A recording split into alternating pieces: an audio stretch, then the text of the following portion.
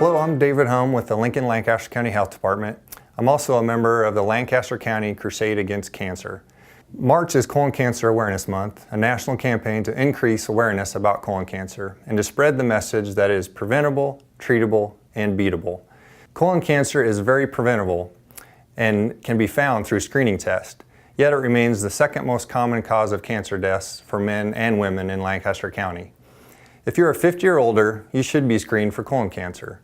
Although people at higher risk for developing colon cancer, such as family history, should begin screening at a younger age. Please talk with your doctor when you should be screened. To improve screening locally, the Lancaster County Crusade Against Colon Cancer has been encouraging people to get screened by distributing free colon cancer screening kits.